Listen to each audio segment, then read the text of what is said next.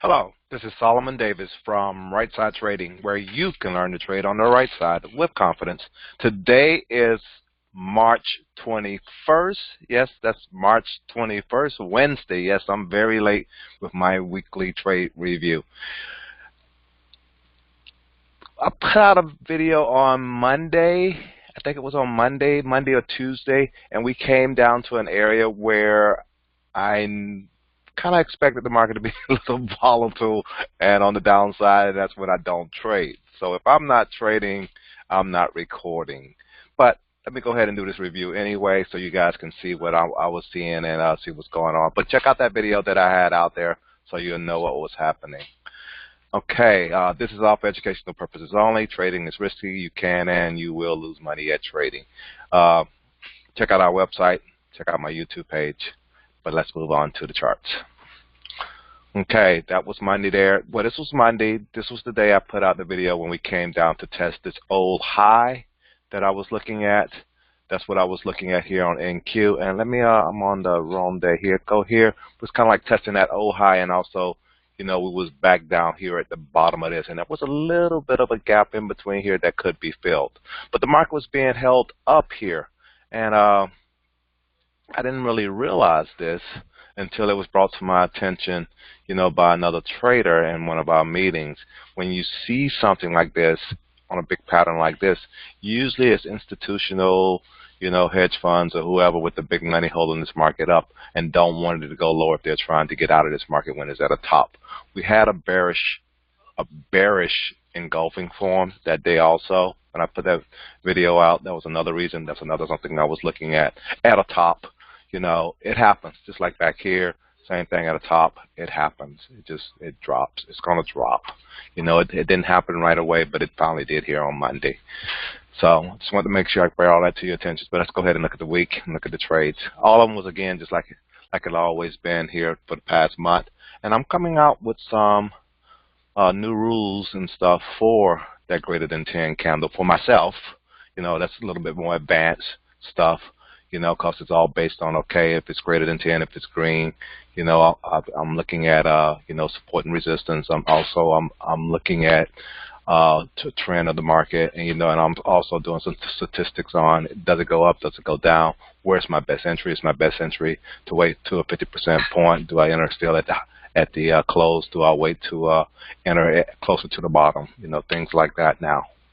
So, but like I say, the day is actually the 21st, not the 20th, and this is for the week of March 12th through the 16th. You know, visit us at rightsidetrading.com. If you have any other questions, you know, you can email me, Solomon at rightsidetrading. Like I said, March 12th through the 16th, it was all, again, no trades. Based on the basic rules, you know, that first 5-minute candle, if it's red, we sell. If that first 5-minute candle is green, we buy.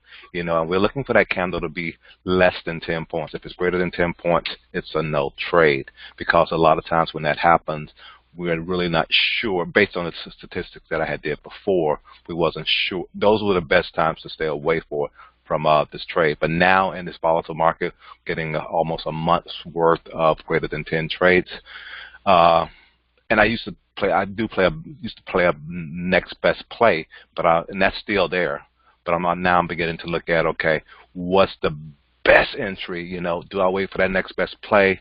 You know, and it's still kind of next best play, or can I trade off this new candle now? So let's take a look at the chart and let's see what happened.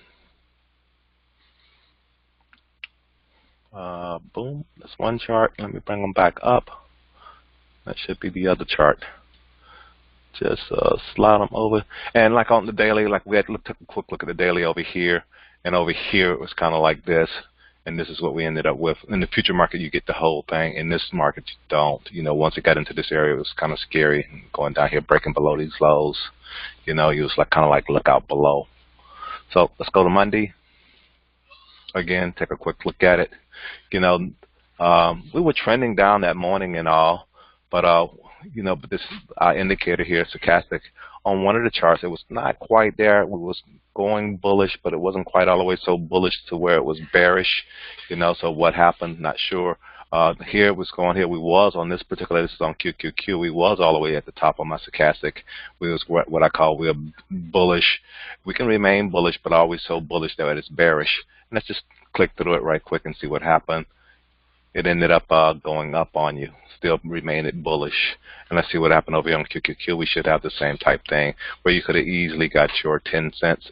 If you get more than 20 cents, 30 cents move on the price plan of 0.5 delta or better, you know, you can get 10 cents on your option. Easily got 10 points or more here from 50 to 70, 20-point move. Let's move on to the next day. Again, 95.05 greater than 10. Green candle, market had popped up based on some announcement at 8:30, and we was kind of going sideways. Okay, green, should we continue up or should we continue down? Let's just take a quick look at it and see what happened. Up, wrong way, down here. Sorry about that. Indicator wasn't telling us anything. The indicator had gone through a squeeze. It was already in an upward move. But will it continue? And did it continue? It continued for, it's all according where you got that entry at. You was able to get just maybe 10 points on that before it rolled over on you and all. And it continued. It bounced again. This could have been a next best play, but didn't play out. And then you had a double top that you could have played to the downside. But let's move on to the next day. And we'll click over here on this day on QQQ. You still got about the same type thing before it rolled over. Next day. Again, another greater than 10, 04, 94.04, greater than 10. It was on a downward trend. You know, what did it do after that downward trend? It did kind of go down a little bit from there. Did it give you that 10 points or more? From 93, all you need to go to is 83. It did give you that 10 points. It did give you a nice reversal candle here. And back to the upside with 10 points or more. How did you play it? It's up to you. We'll move on to the next day.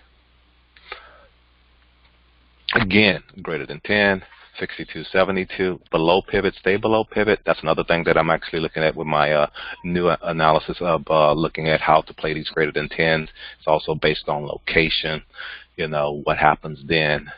You know, let's see what happened here. Greater than 10 on the pivot, stayed on the pivot.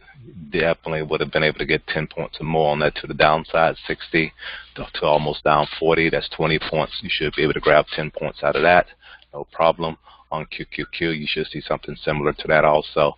Again, getting in that trade. You know, again, this is where I'm talking about this entry. This entry, a lot of times it does pull back into this candle, but how much does it pull back into this candle to help you get a better entry on that downward side? But again, 55 down to 70.05, 50 cents, 25 cents on a 0.5 delta or better. Easily get your 10 cents on your contracts. To the downside though. Again, Friday, greater than 10, 66 to 76, greater than 10. Green candle, the market had been going up, pulled down, looked like it was topping. It got back up into that area on opening and actually slammed down. What did this market do after that opening?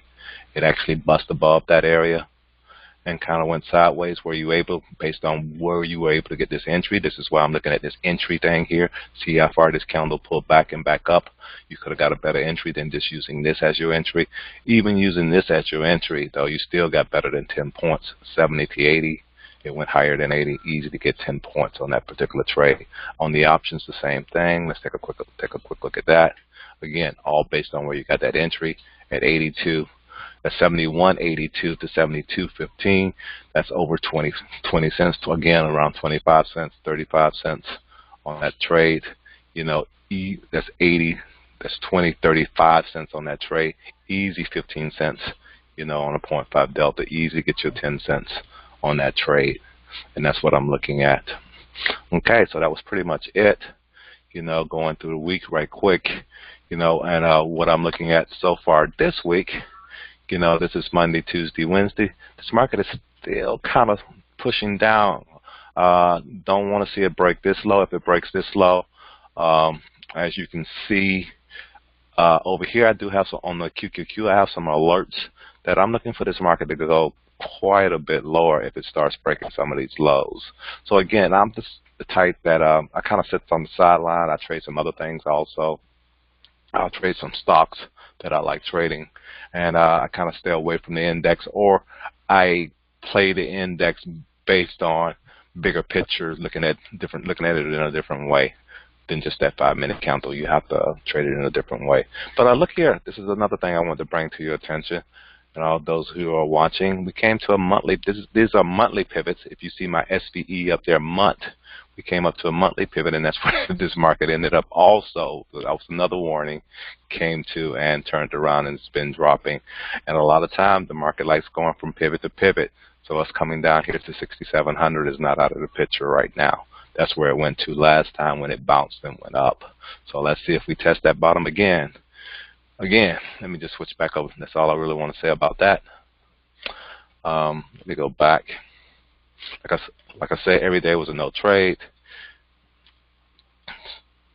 If you're interested in learning more about how I actually look at the market, how I look at QQQ, you can email me, Solomon@RightSideTrading, and things that I like going over, help you set up, so getting your platform set up, help you look at how I look at entries and exits.